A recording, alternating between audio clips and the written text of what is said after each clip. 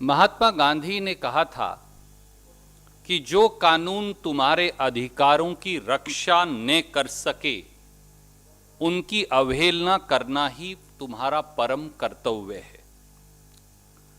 3 खेती विरोधी काले कानूनों ने मोदी सरकार के मुखौटे को उतार दिया है और देश के 62 करोड़ किसानों और खेत मजदूरों की अवहेलना, विडंबना, सरकार का अहंकार तो देखिए।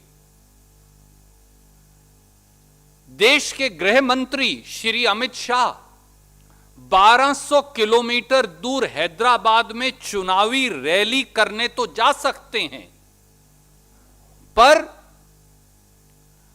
वो दिल्ली के बॉर्डर पर 15 किलोमीटर दूर जाकर देश के लाखों किसानों से बात नहीं कर सकते।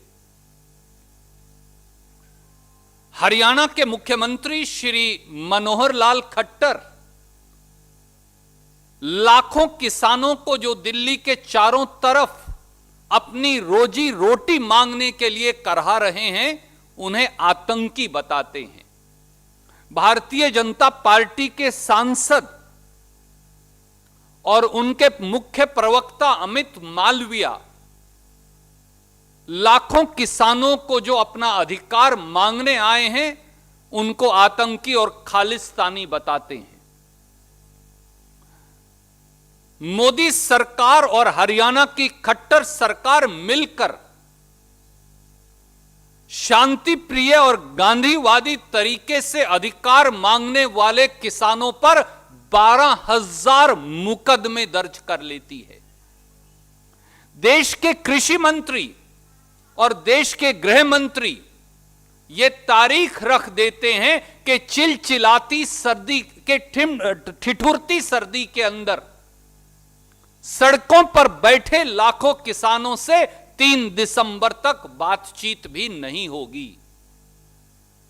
देश के गृह मंत्री, देश के कृषि मंत्री के पास 5-5 दिन तक अहंकारी सरकार के दरवाजे पर दस्तखत देकर अधिकार और रोटी मांगने वाले किसान के लिए समय नहीं है।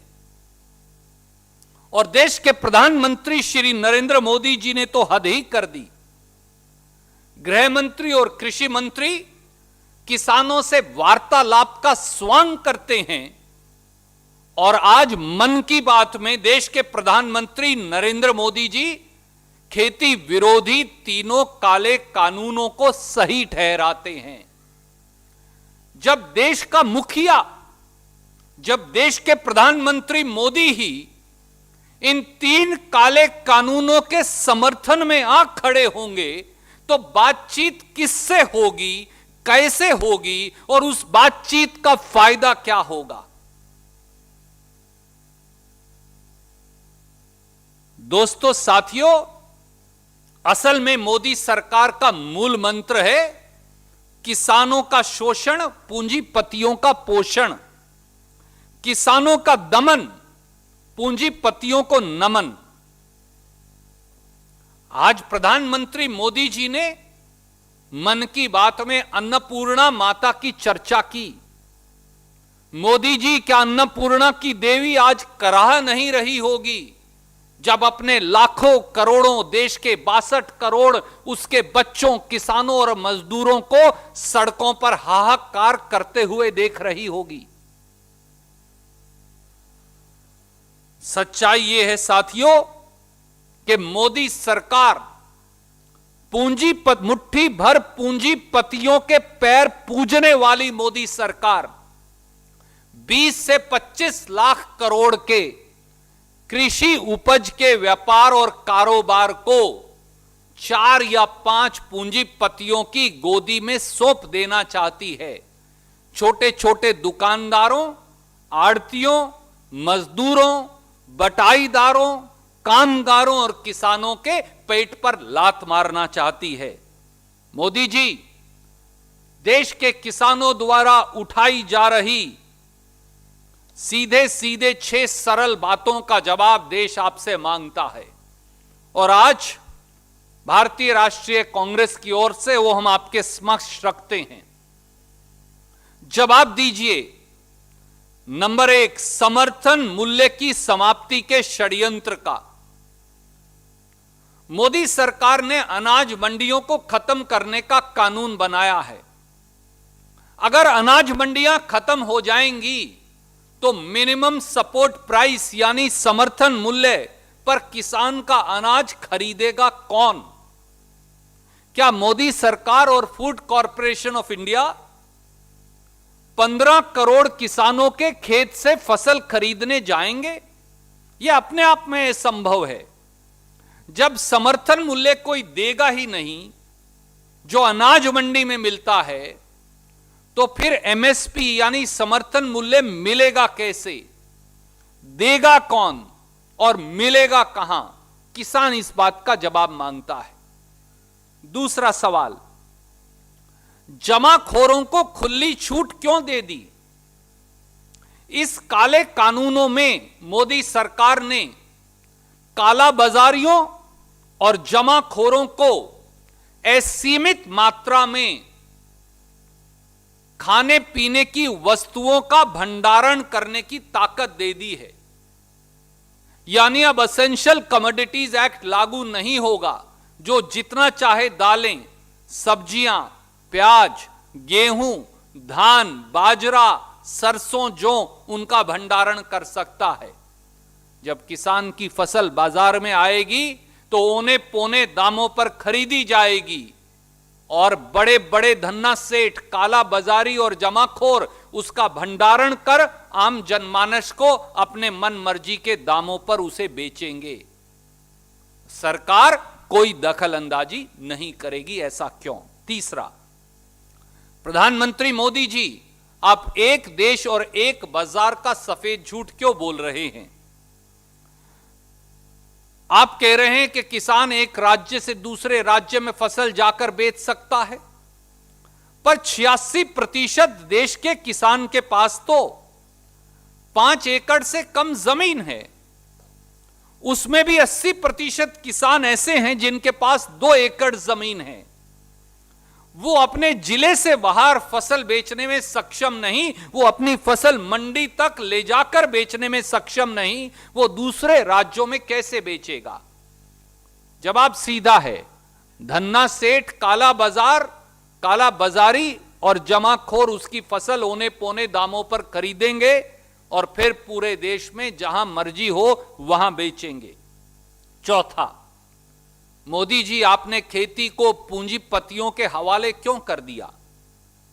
मोदी सरकार ने कॉरपोरेट कॉन्ट्रैक्ट फार्मिंग का कानून बनाकर एक नई किस्म की जमींदारी प्रथा की शुरुआत की है। यानी 86% जो छोटे किसान हैं वो खुद के खेत में ही मजदूर बन जाएंगे और कंपनियां उनकी मालिक बन जाएंगी, और ना वो उनसे लड़ पाएंगे और ना वो उनसे मुकदमा जीत पाएंगे। 20 से 25 लाख करोड़ का खेती का कारोबार, खेती की उपज का कारोबार मुट्ठी भर लोगों के हाथ में चला जाएगा। ऐसा क्यों? पांचवा, गरीब की राशन प्रणाली पर प्रहार क्यों किया और मंडियों के आड़ती, मजदूर और कर्मचारियों को बेरोजगार क्यों किया? जब समर्थन मूल्य पर अनाज खरीदा ही नहीं जाएगा तो भोजन के अधिकार कानून में 86 करोड़ देशवासियों को राशन की दुकान पर राशन मिलेगा कैसे और देगा कौन? और यही नहीं, लाखों करोड़ों लोग मंडियों में ट्रांसपोर्टर, आड़ती, दुकानदार, कर्मचारी, मजदूर इन सब का काम करते हैं। उनके रोटी और रोजगार का क्या होगा? और छठा और आखिरी, खेत मजदूर और बटाईदार का भविष्य अंधकार में क्यों कर दिया?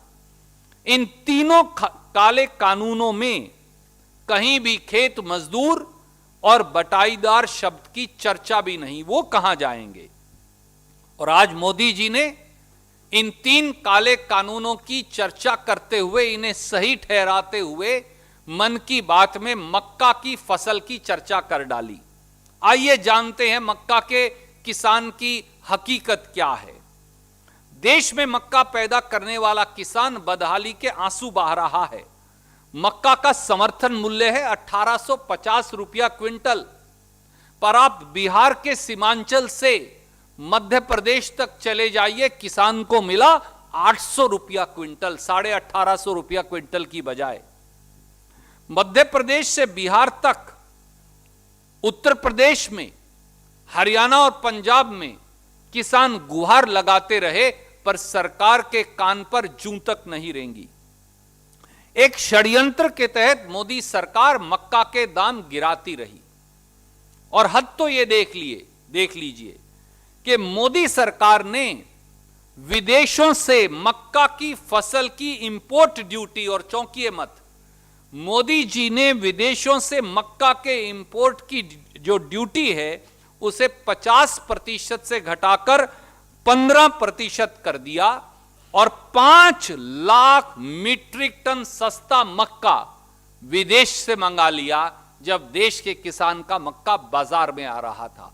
इस प्रकार से पूंजीपतियों के साथ मिलकर षड्यंत्र किया जा रहा है।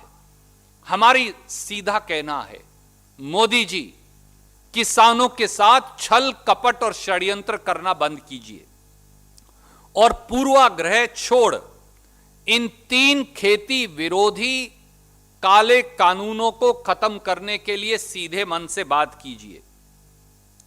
हमारी मांग है, नंबर 1, प्रधानमंत्री श्री नरेंद्र मोदी तीनों खेती विरोधी काले कानूनों को फौरी तौर से सस्पेंड करने की घोषणा करें।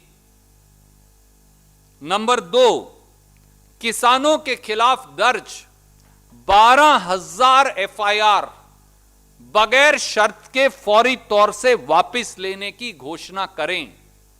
नंबर 3, प्रधानमंत्री श्री नरेंद्र मोदी स्वयं, जो उन्होंने आज मन की बात में इन 3 काले कानूनों को सही बताते हुए कहा, उसके लिए, और हरियाणा के मुख्यमंत्री मनोहर लाल खट्टर किसानों को आतंकी बताने के लिए सार्वजनिक तौर से अपना बयान वापस लेते हुए माफी मांगे। नंबर 4, प्रधानमंत्री श्री नरेंद्र मोदी स्वयं लाखों किसान जो दिल्ली के चारों तरफ बैठे हैं, उनके प्रतिनिधि मंडल से बात करें।